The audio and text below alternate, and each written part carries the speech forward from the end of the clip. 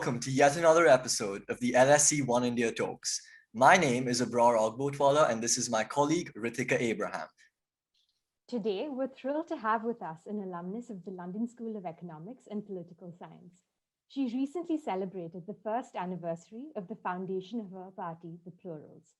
Declaring herself as the chief ministerial candidate of her party in the Bihar Assembly elections, she created quite the stir, causing the public to stop and take notice.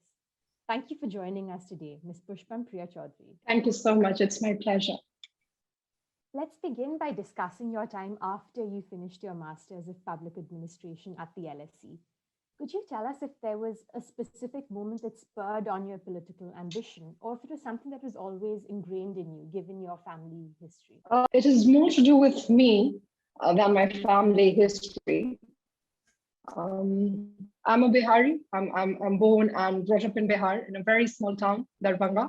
And I don't know if you're aware or not, but even once I finished my graduation, I came back and I worked in the government, Bihar government.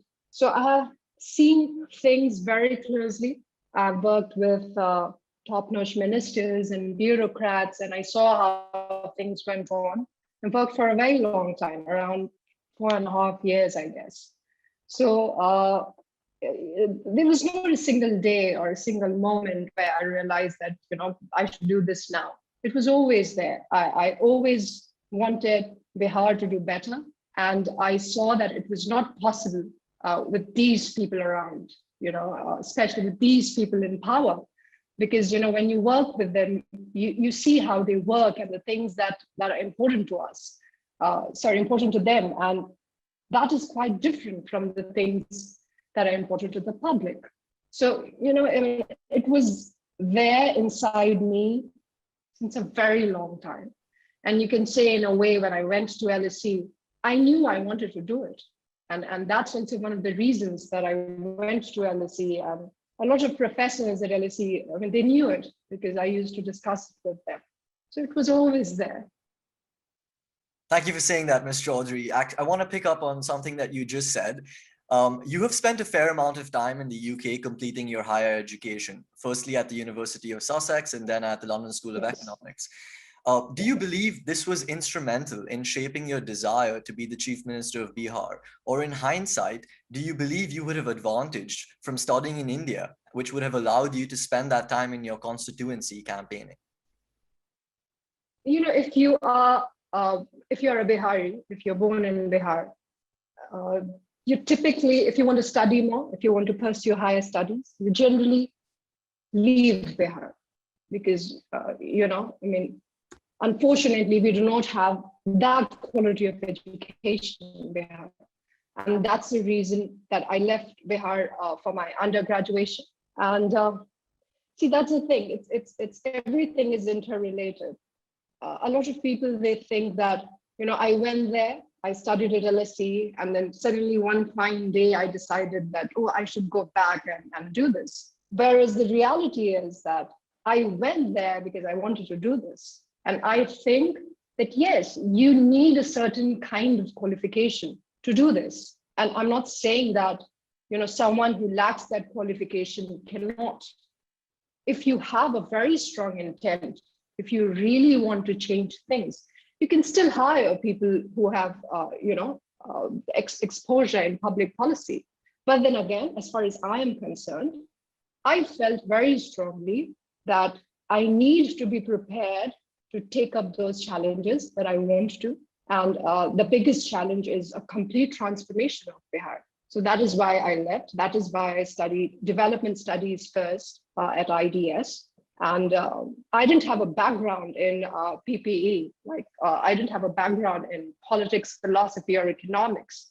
So that was a start for me. So then, I trained myself in all these subjects. And then I went on to study at LSE because I thought that, my training needs to be more specific and more specialized. There's this one misconception. Policymaking is very difficult. It's not easy.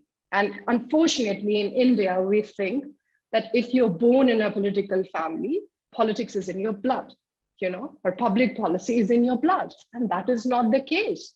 These are important matters.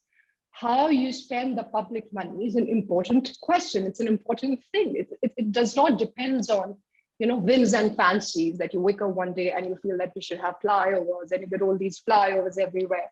You have to do that in a very simple language. You could say cost benefit analysis. Like, you need to know where to spend that money and where not to.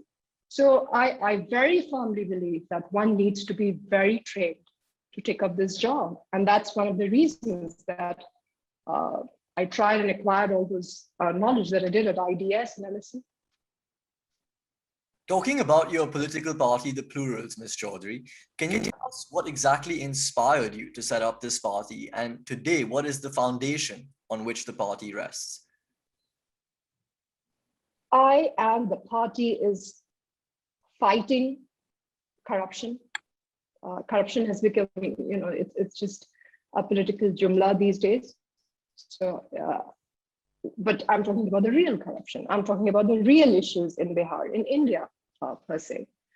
And I have seen this corruption very closely. I told you that I've worked in the government.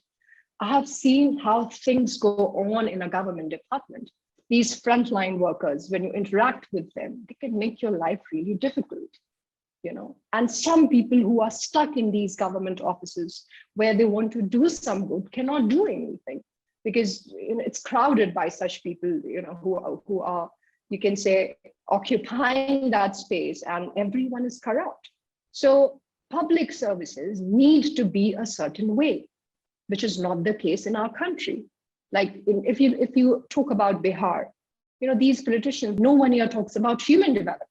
No one here talks about education or health. And even if they do, it's only around elections. It's just propaganda. And this plight in public services in our state, especially in Bihar, it's really bad. And we are here to fight it. We are here. And I often say this to all the workers in the party, that this fight is not difficult because we are fighting our own people. In Bihar, everyone is political. Like, you will hear this a lot, that everyone knows politics in Bihar. And the downside of that is that everyone is a co-supporter of one party or the other. So, in a way, there is no space for us, but we are trying to make that space, because a lot of people, they know that when it comes to development, no one cares. When it comes to winning elections, no one really cares. Winning an election is very twisted. It's very, very twisted. Everyone in India knows how people win elections in Bihar, or how people win elections in India, for that matter. But we still do not talk about it. So we are here to talk about all these things. We are here to go to that legislative assembly and legislative council and make real policies of real transformation and real change. So that is what the party is doing. That is what I'm trying to do. And we have a lot of people in the party who are from Bihar and who want Bihar to change. And all of us are just pushing the agenda of transformation wherever we are. Ms. Chaudhary, you're often seen talking about the quality of candidates that are being fielded by the Plurals Party. So for the general public, what does the average or even ideal candidate from the Plurals Party look like? See, we have all kinds of candidates. There's this rumor that only people who are highly educated and who have like big degrees are candidates. That's not true. Most of the things that you hear about us are just lies. So I always tell my people, don't believe what you read or what you hear. We have all kinds of candidates. We have proper social activists who have been fighting in their areas. We have educated people as well. I'll tell you this one thing about me. To me, education means something else. It does not mean having a degree. You can still be illiterate, the dictionary meaning of illiterate, and still be educated. Because what education does, or the exact role of education, is that it makes you think. That is why we study. That is why the entire world talks about education. Because you should be able to, education enables you to think, to question things.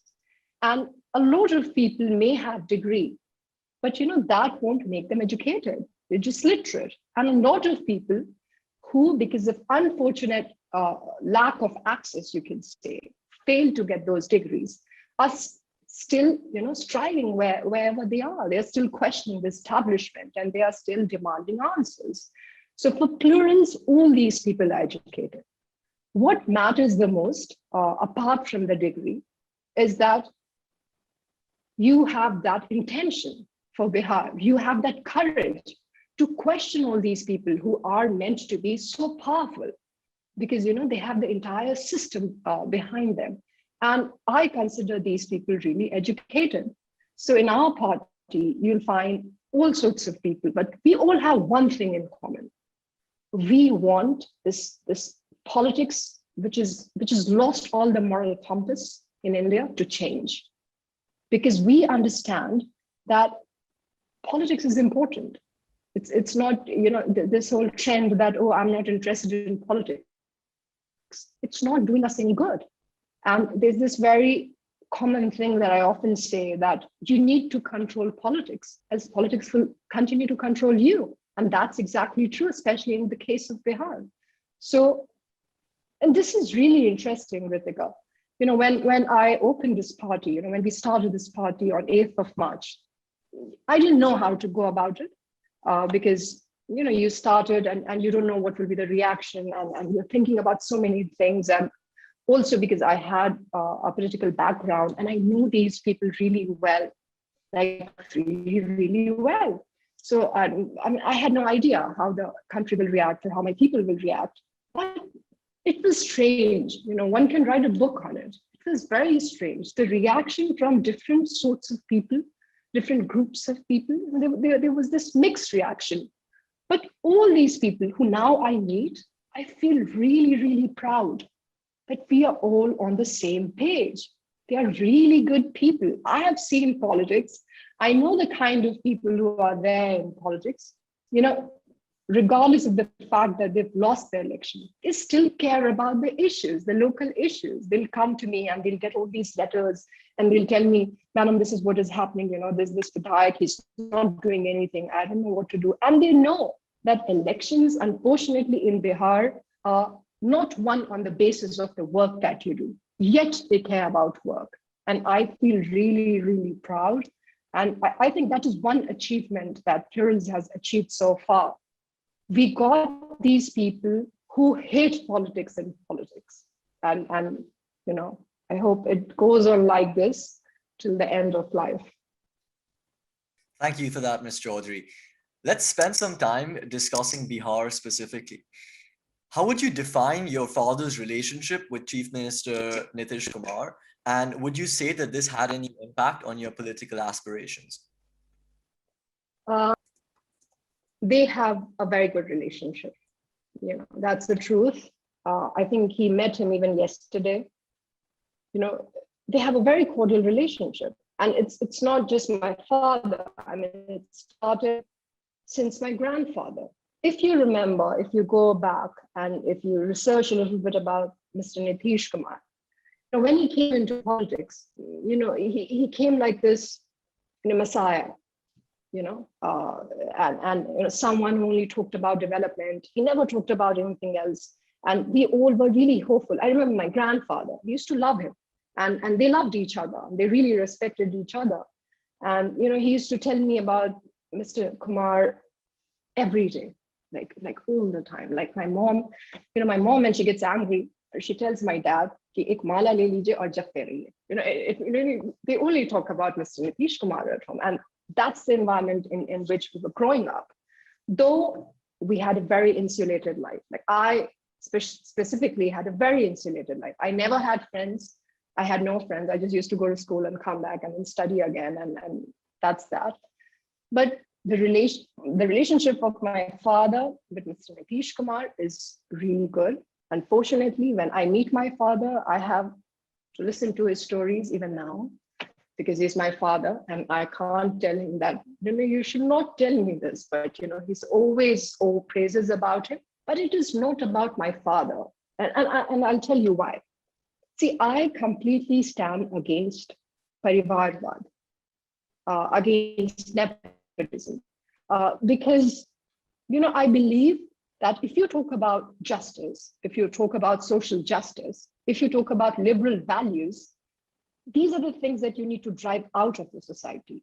These are the things that, these are the reasons why we have unequal access. And it's really funny because you'll see all these people in India who talk about liberalism and liberal values and who talk about social justice. I mean, they are all a product of nepotism. That's absolutely funny. And at the same time, very, very sad. Because justice means access to opportunity, equal access to opportunity. And these people, they hoard that access. They block others from getting that access. So I really, really dislike, I think I've said it on record many times, that it is very unprofessional talking about family. I'm not asking you about your father. I'm not asking you about Rithika's father, because I don't care. I'm talking to you, and you are who you are. Why talk about father, mother, and I don't know, grandfather in politics? Why? Why do we think that politics should be, or policy making should be in blood? That's nonsense, right? I am not where I didn't study at LSE because of my father. Did they ask you who your father was when you applied there? No, they don't. You studied there because you wanted to study there. You had some grades that you got. You worked hard on yourself. So, we should stop talking about fathers in politics. In my case, it's more irritating because I did not ask anyone to vote because I'm my father's daughter, right? I didn't tell anyone. I was not launched by JDU. In fact, I stood against all these people who either are my father's friend or who I have seen when I was growing up. So a lot of people, they try to overemphasize this, that she's the daughter of a JDU leader. It doesn't really matter. I'm not here because my father is a JDU leader. He was a member of Legislative Council, which no one talks about. That was his designation. But first and foremost, he's a professor. And when I was growing up, he was not an MLC. He became an MLC when I was in college. So, the one person who you should talk about, if you want to talk about me, is probably my mother, because whatever we have done so far, it's because of her hard work. And probably our hard work, it's not because of my father's name, but yes, there's no denying that I know Mr. Nitish Kumar very well. I know him very closely, and it is not about him. I'm sure that even he is confused why I did what I did. I'm sure we've never talked after that, and I don't think we are going to talk ever, probably. But it's not about him. Governments are not run by a person, and more so in our country, because it's such a hypocrisy. We have a parliamentary system, right? So in our country, it's not about leaders at all. But in reality, in our country, politics is all about leaders and not about institutions. And that is something that I want to change. And to do that, the first thing that's mandatory is to stand against Parivarvad, to stand against this unequal access to opportunity, just because you are so and so son or daughter. So that is why I did not join JDU, which was very, very easy. If I wanted power, or I wanted, that chair that everyone is trying to attain, it's stupid then to open my own party. There's no point. Starting everything from scratch is very, very difficult. It's very difficult. And I should have just joined JDU. And if you get a ticket from JDU, you win. That is what happens, because this time around they were contesting with BJP, so it was easier. So you have to be tactful, and you have to choose a constituency from where that traditional caste equation combination works, and you can just win. But that is not why we are here. We are standing here against all these things. No one in my party knew me before 8th of March. No one. All these candidates that you see, they have become the candidate just by an interview, because it was in them, and this is how politics should work in the country. And that is what we are trying to do. Probably it's new. Probably we are the first party who's trying to do it. And that's why people are confused, because, human beings, they don't want to, there's an inertia to end status quos everywhere in the world. So, but I think with time, this will succeed. And probably the politics, the Indian politics will change forever. Thank you for that, Ms. Chaudhary. So sticking with the idea of these connections in politics and how it has a ripple effect, we've heard you say on the campaign trail, and I quote, "We need to end dynasty politics." So you've already told us why you say this, but do you believe that these dynastic elements which are so present in Indian politics is commonplace and something that we just need to accept, or something that we actively need to counter? You need to counter it. It is absolutely anti-democratic. One really needs to counter it, and it is our work. It is who will counter it? We'll have to counter it, right? We are okay with the fact if someone comes from a dynasty family. Now you look at all these parties here. We talk about liberal values, right? Liberalism means nothing per se in the century that we live. I'm sure you must have read Francis Fukuyama, and he's already said that ideologies have ended. So all these geographical areas in the world, they reflect a different kind of liberalism, right? So what is more important are liberal values. What are these liberal values? What are these liberal? Justice is one of them, right? And how is dynasty? This is what I keep on talking about. And that is why when a lot of people, they try to emphasize this fact that I come from a political family. That's bullshit. It is no role in what I am doing. And it doesn't matter where you are born, unless you use that, unless you misuse that, right?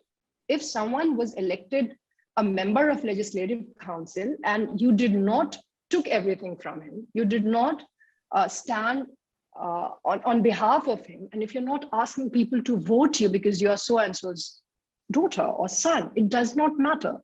But it does matter when you get access to opportunities just because you're so-and-so's son or daughter. And that is what is happening in politics today.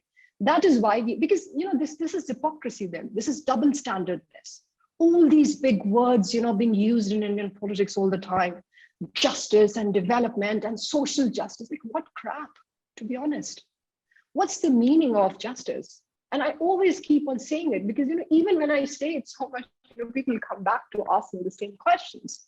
We'll have to end dynasty politics, because unless we do that, this country won't be democratic. What is the meaning of democracy? Elections is not the meaning of democracy. How you get access to opportunities is really, really important. And my question is, why should someone get access to a political party just because they are someone's son or daughter? It's very difficult opening and running a political party. It's very, very difficult. It's like today you change your job. You'll be leaving LSE and you'll be looking for a job, and it will be different. You're just changing a place, and still it's different. And with that difference, the one thing that you'll have to counter is those difficulties that it will present. And political party, you need access to resources, right? You need access to networks, right? It is very difficult, and you are not qualified. You have no qualification, and you come and you take the place of the, I don't know, you're the face of the chief minister just because your father is so and so, or you are the face of. Okay, tell me something, to be very honest. Are you not qualified enough, both of you? You're qualified enough, right? You can run this country. And then in those circumstances, why should Mr. Rahul Gandhi be the face of Congress? That's a simple question that I want to know. Just because he's born in a certain family, why should Mr. Tejasvi Yadav be the face of his party? That's not justice. That's the mockery of justice. That's the mockery of liberal values. And this is not just in politics. It's a mindset. It's a mindset. It's everywhere, wherever you see. I did not study in a government school. I studied, CBSE. We had the CBSE module. So if you study in the CBSE module or ICSE module, you know how difficult it is. And here people, they have a very easy life just because they are born in a certain family. And they don't think it's wrong, by the way. They don't question it. And that is something that amazes me. How are people not questioning this? What is corruption? You tell me. Is it only taking money? This is corruption. This is being morally corrupt. And everyone who is either a part of it or is siding and batting for these people, when they call themselves liberals, it's really funny, like really, really funny. And then there's this entire nationalist agenda in the country right now. What is the meaning of nationalism? We don't talk about it. What's the meaning of nationalism? How can we grow as a nation if we are not doing well economically? You tell me. I'm really intrigued to know it. And we are not growing economically. All that we are doing inside the country is fighting on the basis of religion, on the basis of caste, and we are going nowhere. And to tackle these things, we need to end Parivarvad completely. We need to end dynasty politics completely. Otherwise, we are in a democratic recession and things will never change, trust me. If we will keep on working on phones on the basis of contacts, things will never change. And it's very easy for people who come from a certain kind of family to get things done. It's very, very easy. And as long as their life is really easy, the life of the rest of the country will be very, very difficult. That's a bitter reality. Yeah. Thank you for that, Ms. Chaudhary. Ms. Chaudhary, some people have argued that it was quite the bold move on your part to declare yourself the chief ministerial candidate the first time your party contested state elections. Before we get into the details of the election, how would you rate your level of preparedness and understanding in the realities of running a chief ministerial campaign in Bihar in India? See, you are never prepared to take on life, right? So you need to start somewhere. You can never know how prepared you are unless you go and you sit in an examination. So even if you think that, okay, I'm really prepared and everything is perfect, and you may not be prepared at all, especially in politics. Things change 24 hours before the election. Things change. There are so many things in politics, so many components of politics, which are very complicated. So yes, maybe I was not well prepared. I was definitely not prepared for COVID. None of us were. I came here on 8th, and the same month there was this lockdown. And then I had this, I had that option to not contest the election at all. And a lot of people told me, it will be so foolish. I only had 3 months. And in those 3 months, we campaigned. And we were like, no, we will contest this election. Also because it's about credibility. If I have said that I'll contest this election, I will contest this election. And there were so many rumors flying around, Someone wrote that I belong. You know how media is these days. They are just losing that moral compass. 8th of March, someone comes and you have so many prejudice against them. They don't even know me. And it all started with the point that a father is so-and-so. Then it went on to a point that she's been planted by the BJP. Then they said that she has been planted by the JDU. They also said that I was planted by Mr. Tejasvi Yadav. And some even said that I was planted by Mr. Prashant Kishore. And I was like, no, this is all, they're just lies. Others said that the day she loses the election, she will leave. She'll go back to London, right? So despite all of this that was going on, we decided that we have to do this. And I'm not one of those people, to just back out and say, okay, now I can't do it. If I've said that we'll do it, we'll do it. And that's the same with transforming Bihar. If we are saying that we'll transform Bihar, we'll fight till the day we get there, till the day we are in the Legislative Assembly, till the day we change all these policies, who we talk about, but unfortunately no one is talking about. And then, everything will be exactly as we wanted things to be. So you're never really prepared, if that is what you want to ask. But if you want to do something, you'll have to do it. And that requires a lot of courage. That requires a lot of determination. Like if you are on that path, You can't say tomorrow that, okay, now I'm done, I'm leaving. No, you have to be there.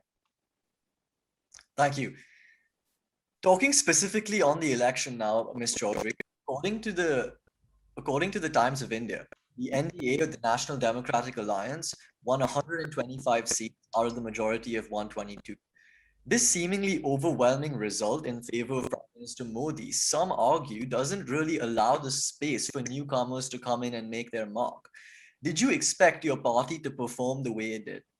You know, we should talk about how people are winning elections. You know, we should not just talk about, at least you and I, when we are talking, we should not just talk about numbers. And that is what is lacking in Indian politics. We need to talk about how people are winning. You very rightly said that this that is happening in India is not leaving any space for newcomers. But it's not just these political parties. It's also because of other people who are involved in politics, not directly maybe, but who influence politics. You can say all these other pillars of democracy who play a very important role in politics. There is also no space because everything in India, the entire system works in a nexus, right? And that nexus needs to be broken down. It's not just BJP or Congress or any one party that you will blame, and we can say that it's because of these people that there is no space. It's because when you are at a position of power, it is very easy for you to misuse power. And that needs to change. That happened when Congress was there for a very long time. That is happening now when BJP is there. So we need to question, why is it that a party that comes to power stays in power for a very long time? The entire machinery, the entire system belongs to them. Everything, the police force belongs to them. The election commission belongs to them. It should be very easy, right? Say, for example, you want to open a political party. You go and you put an application that I want to open a political party. You have to have 100 people or more who are willing to open a political party. You submit all the documents and then your party should be registered. But it doesn't work like that in our country. And that's why there is no space. If everyone was doing their job correctly, we would be a completely different country. You are saying, you're talking about these numbers. I'll tell you, we still have booth capturings in India. Do you know that? We never talk about these things. If you take money out of politics, this entire Indian politics is based on capitalism. You must have heard of all these new political strategists in India. It's all about money. You can give 500 crores to like anyone and they'll win the election for you, right? It's like buying votes. People buy everything, buy media, and it has become a very badly run business. And I say badly run business because they don't feel that accountability. In any business around the world, businessmen feel that accountability, that if I'm promised the customer something, I have to give that kind of customer service. But for them, it ends there. They win these seats and everything ends. And if these things keep on, and this is another thing that I'll tell you, it's nice that I just remembered. These media people, they'll tell you mainstream political parties. It's a very common used term in India, mainstream political parties. How can there be mainstream political parties in a democracy? Either you are a party or you aren't a party. How can you be a mainstream political party? Everyone who has opened a party should be given the same space. You should get the same space in the newspapers. But here, that space that you're talking about, it's decided by the size of the chair that you're sitting on. If you are the prime minister, then you have the biggest space. If you're the chief minister, then you have the biggest space. If you are leader of the opposition, you have a bigger space. It's very straightforward to everyone. It's a very simple question.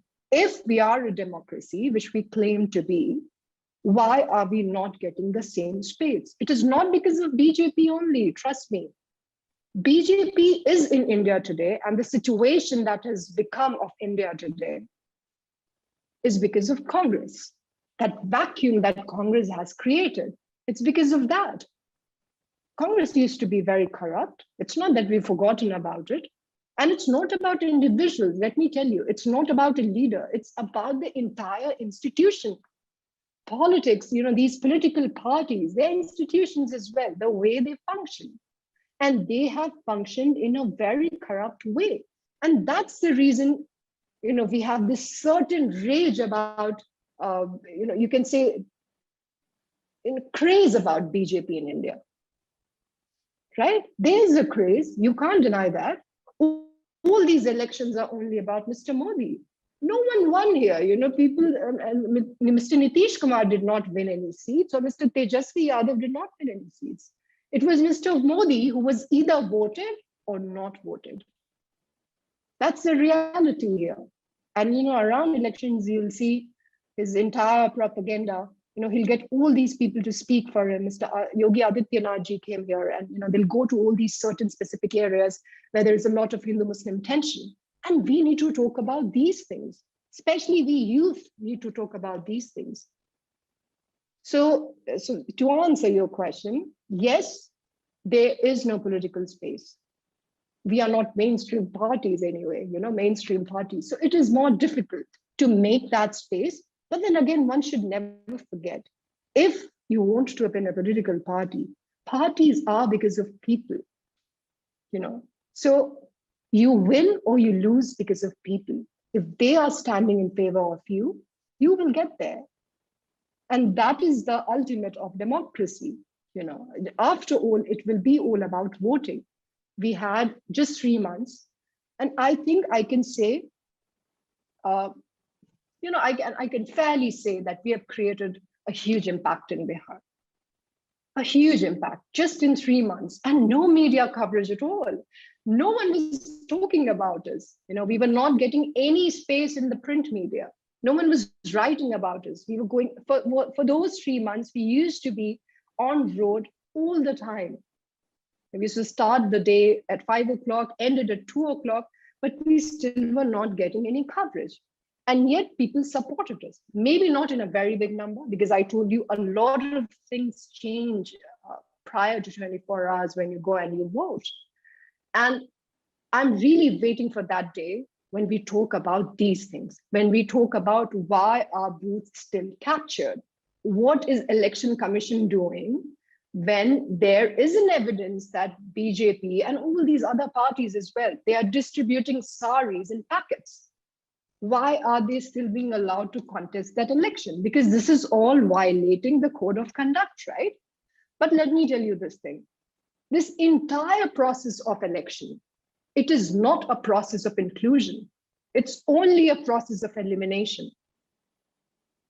If you look at this form that they give you to fill, that's an ordeal. There's this huge form which they give you, and it's very nonsensical, to be honest. They expect you to fill every column. There are hundreds of columns, and they expect you to write lagu nahi in all those columns. So if you are not eligible for something, you have to write not applicable in all those 100 columns.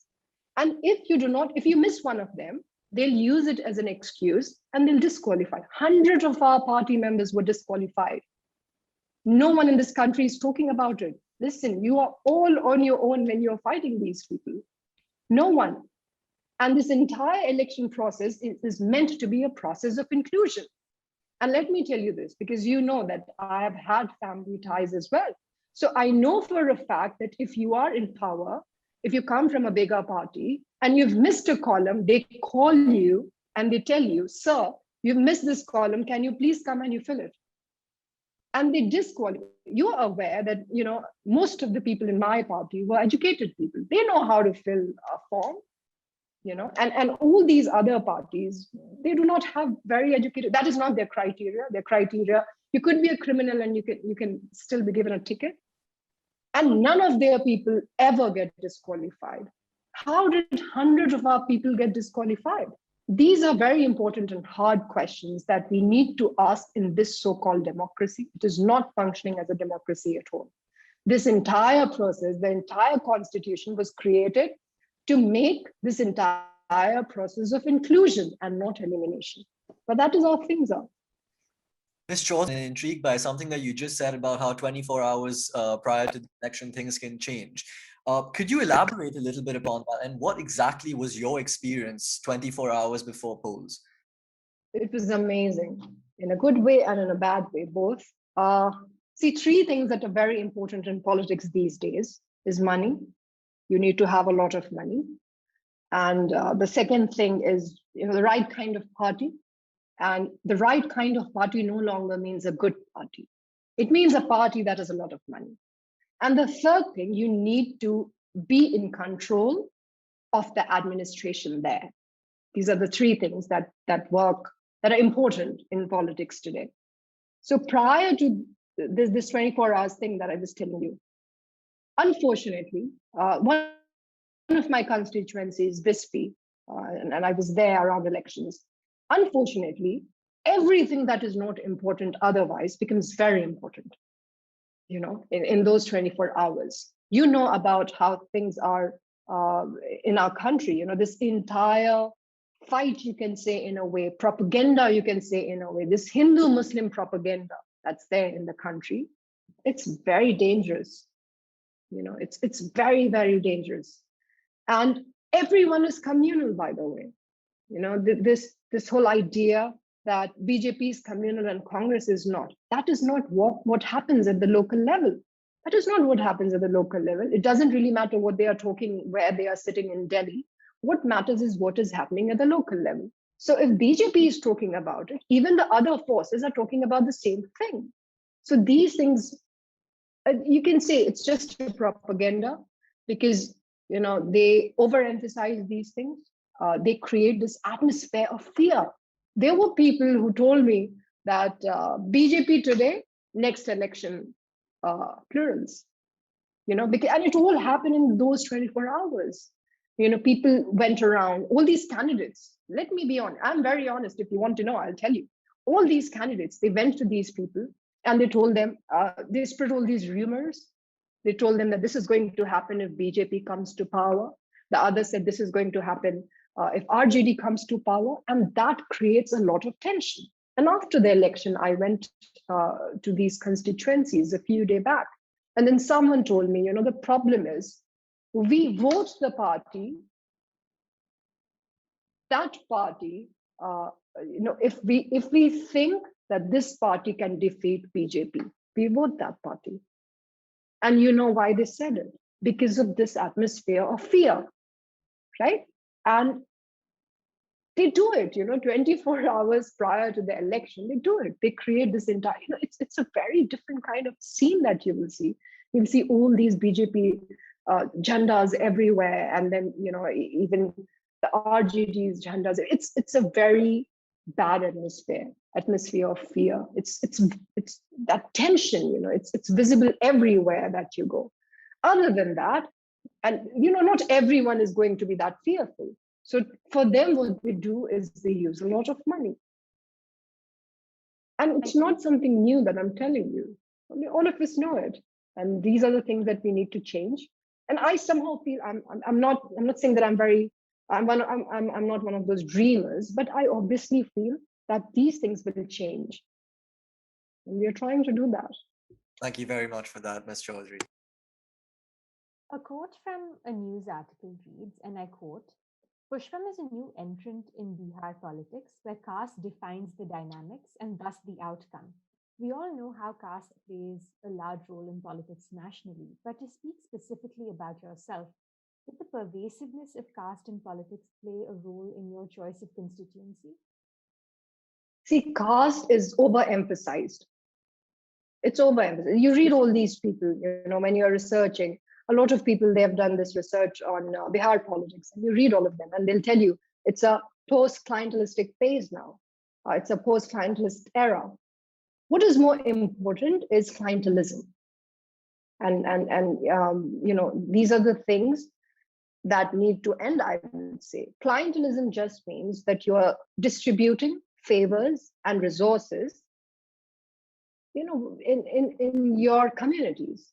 So if you take clientelism out of politics, caste will have no use today. It used to be very prominent at a point of time when we had varnas, right? Now that entire notion of Varna has been converted into Jatis. And now today in this 21st century, people vote in Jati clusters, you know. And this Jati cluster is so prominent because of money, because of favors, that whole patron-client relationship. So if you take that money out of it, if today there's this rule that from the next election, no favors and no money will be distributed, this entire caste equation will completely fall. And then you think that this emphasis that's being given to caste politics is an underestimation of the general public's political awareness? I absolutely feel it, and it is not a drawing room philosophy that I'm talking about. It's the reality. See, if you come to these places with me, a lot of people, they come here around election, they go and they interview people and they ask these few questions. You are at LSE, you know the downside of interviewing people.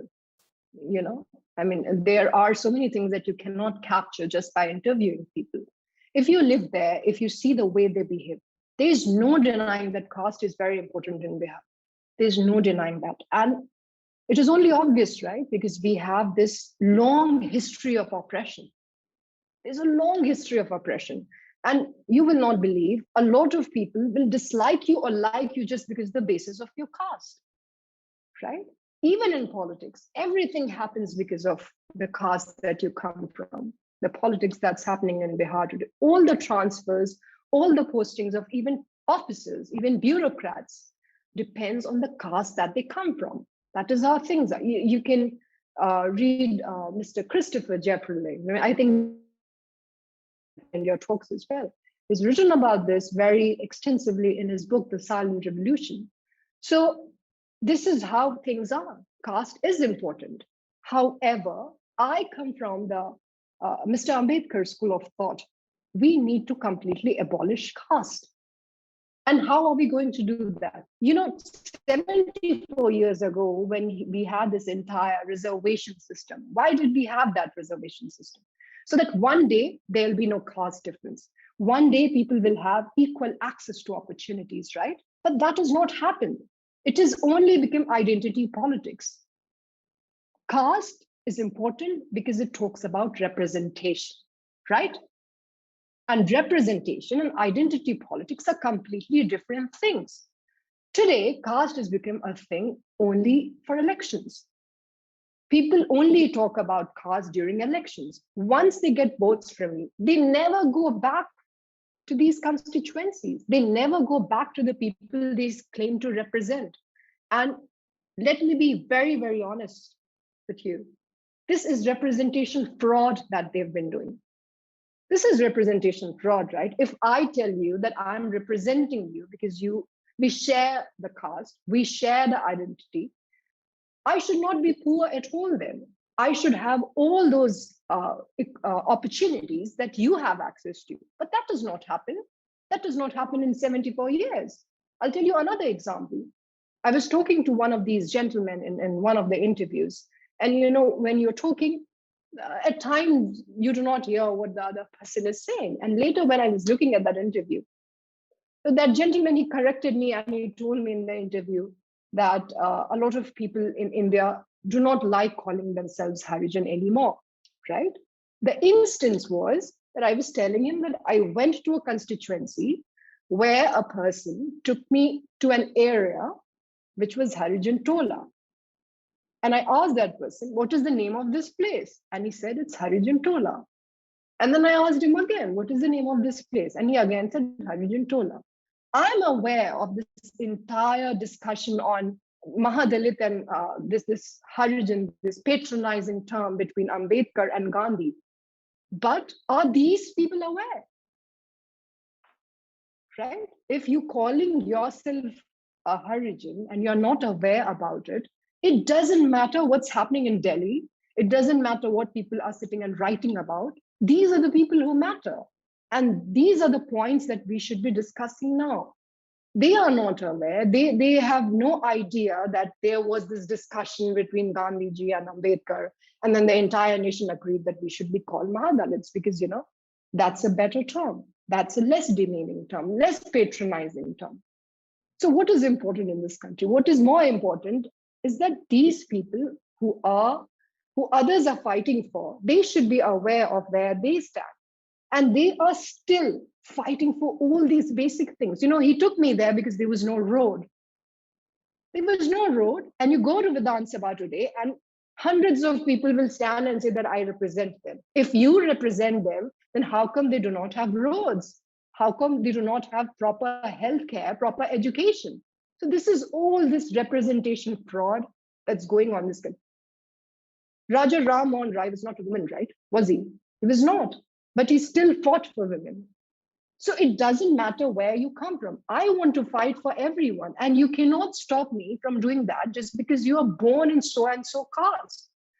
What is more important is your actions.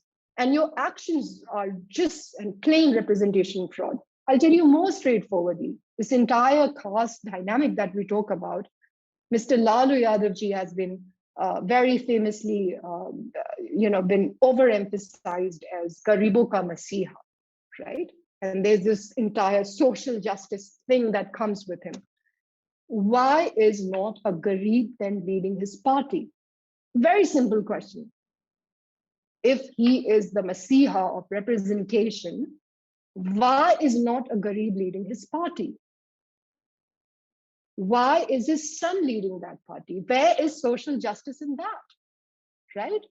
And actions are more important. And I am trying to work on that. Plurals is trying to work on that. We have people from all the castes and all the religions. Seriously, we have everyone in the party. We never talk about caste. We're not asking what your caste is. I don't know the caste of anyone in my party.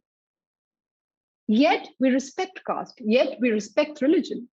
But then if we keep on talking about caste, it's an umbrella, it's a camouflage that these politicians use to divert your attention from policy issues, to divert your attention about schools. Schools in Bihar are in such a bad state. Today in the Jali district, today, I'm talking about today. So there was this school and somehow there was current in the gate of the school and a girl died at the spot. And then 6 kids who went to help her, it was electricity, right? They got a shock and they are very seriously injured. And we never talk about these things because life does not matter here. People have, your life is a value and it depends only if you are a so powerful person in Bihar. And no one is talking about all of it, and tomorrow you will see Mr. Chief Minister, he'll come and he'll declare that I'm really sad about this incident. It's so unfortunate, and we'll give 4 lakhs rupees to this family. Is that kid going to come back? No one here takes accountability for their actions. Who is responsible for this death? And I was talking to this person today, and I told them that just imagine if she was your daughter, what would today be, and how your life would be in future. And this is what they do, around elections, they talk about caste and then they talk about religion and, they create this really messy environment. But a lot of people, a lot of people tell me that you've come before time, you're ahead of your time. That's not true. I am here. If I exist here, it means that there are a lot of people who want change. I'm not alone. The party is growing bigger and bigger every passing day. And, in just those 3 months, and regardless of all this negativity that was being spread about me and so many rumors, they publish an ad in newspaper every day, these other political parties, and they publish it either using government funds or they publish it using all the black money that they get for their party. And I published one ad, and that too by crowdfunding. And yet I was asked so much about that ad and no one else is being asked any question there. So regardless of all of it, all this negativity, people are making plurals very, very strong. We got votes on all the booths in Bihar. They kept on saying that no one knows her, no one knows this party. These candidates, they went and they said, they threatened our candidates and they said that you will not win. So bad jaiye, you should not contest this election. They told people that this party is not going to win and so parties will come in. And all those religious divide we tried to create. And yet we got lakhs of votes. And these lakhs of votes count. And so we are here for them and we'll fight for them. Let's spend some time discussing the importance of young leaders or just young people in politics today. According to India today, India is a country where 65% of the population is below the age of 35. But the average age of our Prime Minister's cabinet is 60 years age, and only 12% of the Lok Sabha is considered, in quotes, young. There's a quote by a political analyst that I read about yourself, Ms. Chaudhary, and it reads, "I do not know how big a factor Pushpam Priya is going to be," but he adds, "But the way fresh faces are raising slogans of change in Bihar, it is clear that the state is staring at a leadership crisis." Do you see yourself as a catalyst for other women or just young people to get involved in politics in India? Yes, I do. And not just as a catalyst, I'll force them to join politics. I'm telling you that because, as you very rightly said, our population is younger nowadays. The entire the majorities of young people. Also, I have seen this thing. People from our age, we are not stuck with all those caste and religious divides. I think we are more plural, to be honest. We respect everyone. We have friends from all spheres. We are not in that box that was created initially in our country, unfortunately. And it's not just identity, it's otherwise also.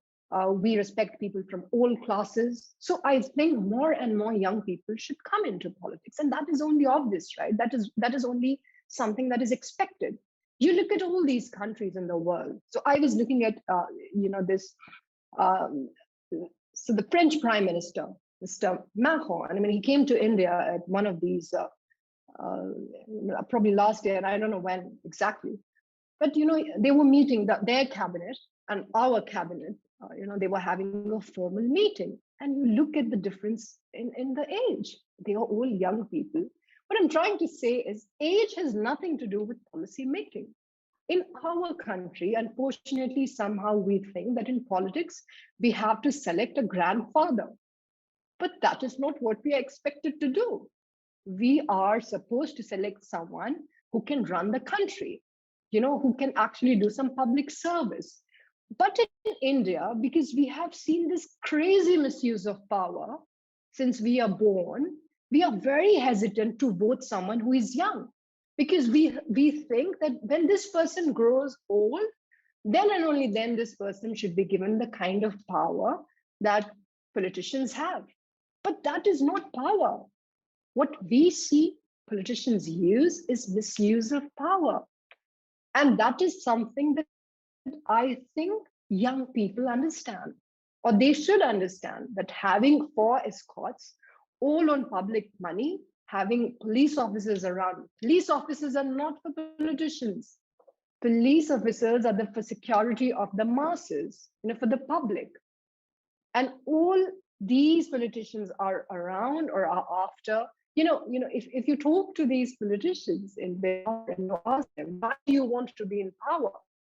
They'll give you, they'll tell you a lot of things for the sake of the camera.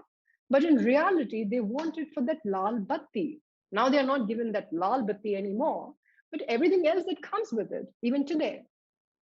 And I think young people, they get it. They don't like it. At least probably, I'm not right, I don't know, but the young people I meet, I think they don't like it.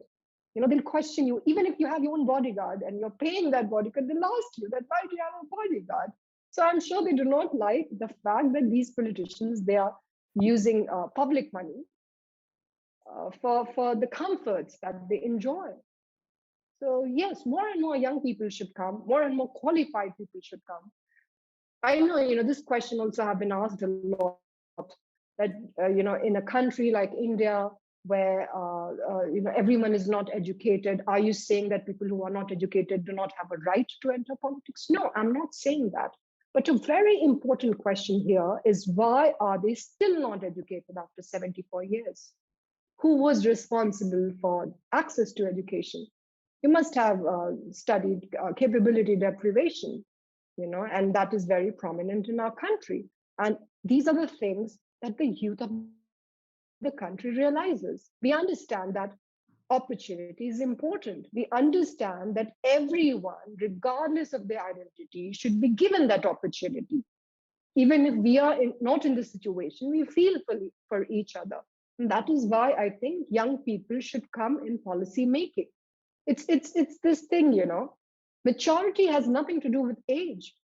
Maturity is a state of mind. You can be very mature when you are young, and you can never be mature. You will see all these irresponsible politicians. You'll see them give all these immature comments, sometimes about women, sometimes about a certain caste or community. So if you are mature, if you have what it takes, it doesn't matter what your age is. If you want to change your society, you should do it. And we have examples in the country. We come from the country of Mr. Bhagat Singh. He was 23 years old. He wrote books, and he wrote books that will change your life. So age is nothing to do with it. And I think all of us should enter politics. Thank you, Ms. Shetty. It was very insightful. As we wrap up our interview, we wanted to know a bit more about your vision for India in 2022 when we celebrate our 75th year of independence. You have espoused a vision to turn Bihar into Europe by the year 2030. In what specific ways would you like it to change? And also, do you believe this goal to be a tenable one? And if so, why? When I talk about transformation, when I talk about change, I always talk about public services. I always talk about human development. And of course, these are very well attainable. These are things that can be done. You know that the state is very powerful. More than power, it's the state's responsibility to do these things. 10 years is a very long time. You look at our neighbor, Bangladesh, they have done really well in human development. They have succeeded in creating opportunities inside their country. And if they can do it, we can do it as well. We have the most fertile land in the world in Bihar. And our productivity is very poor. It's because state never takes interest in any of the public services. They do not know the meaning of development. I told you, in 21st century, if you do not have jobs, that's really, really unfortunate. There are no jobs in Bihar. A lot of people in India hate Biharis because they think we take their job, and we don't have an option. Our education, the quality of education is really poor. So if you want to do more, if you want to study more, you're forced to go outside the state. If you have the means, of course. We have no job opportunity. What will you do in Bihar? Everyone is forced to go out of the state. And yet in these past 30 years or so, they have not created, they've failed to create any job opportunities. And they think only sarkari jobs are jobs. We have no industries in Bihar, do you know? I went to all these places and tried. People have lost that hope. This is what they've seen of politics since the day they've been born in India. And they've completely lost faith. They've lost hope. They think the governments are never going to do anything. And we used to have these industries, and now they are all shut. There are no industries, there are no job opportunities. And it can be very easily done by public policy. If we have a government, a government that focuses on human development, a government that spends money on health and education, how will a society grow? It's a very simple question, right? Education. Education is the key. We need to teach our kids. And there is a very strong correlation between your education and the money that you earn in life. These are all evidence-based facts. This is not some armchair philosophy. It is happening in this world. Initially when I came and I said that I want to make this place as good as Europe, someone posted a photo of a sea in Europe and said that how is she going to get this sea in Bihar? I'm not talking about that. I'm not saying that I'll bring the sea from Europe and put it here. What I'm saying is that we deserve the kind of public policy, we deserve the kind of public services that you get in Europe. If you're living in London right now, you see the entire government is working for you. all that they do is they work on good public services. If you're unwell, you'll make one call and the ambulance will be there within 3 minutes. And while you're walking on the road, you'll hear all these sirens and where are they going? They are going because they got a call from someone who is a common citizen. And this is something which is attainable, right? All that you need is someone who knows how to enforce law, someone who cares about people. And that is something that lacks. And this is what I want. This is how I want to Bihar to be. This is how I want India to be. It is not just a problem in Bihar. Yes, we're doing the worst in the country. Yes, we need to do much, much better. But then public services, even in India, are not very different. We still have a very long way to go. And more importantly, I also talk about education because I think we need to focus more on quality education, the kind of education that tells people that, we need to move on. Progress means, everyone coming together for one goal and not just progress. I mean, that's the meaning also of nationalism. We all will have to come together because there is no difference between citizens. It doesn't matter where we come from. It doesn't matter what our identity is. We all want the same things. We all want education. We all want health. We all want better public services. It doesn't matter who we pray and who we worship or which place we come from. And even to attain that, the governments need to focus more on education. But here in India, the governments, who should be more accountable and more responsible and responsive, all that they focus on is, somehow dividing the country. These are all things, right? We used to study in school. The British government used to have this policy, divide and rule. And unfortunately, we still have that policy.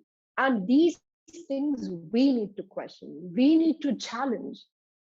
Very positive things will, because I need these people in villages and in all these small areas where there is no presence of the government, and we all want the same thing. I hope I answered your question.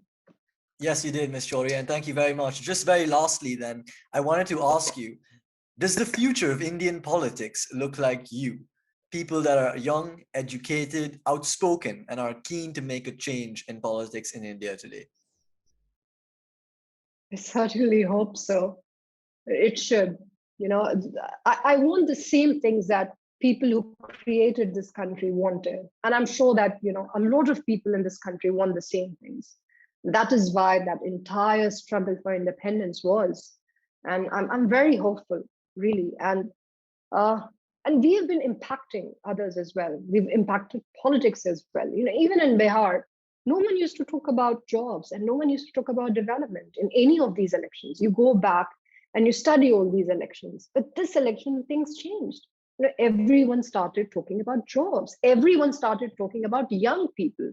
And you will not believe all these old parties, like even JDU, and they started after election getting new people and putting them on all their holdings. So I'm hopeful things will change.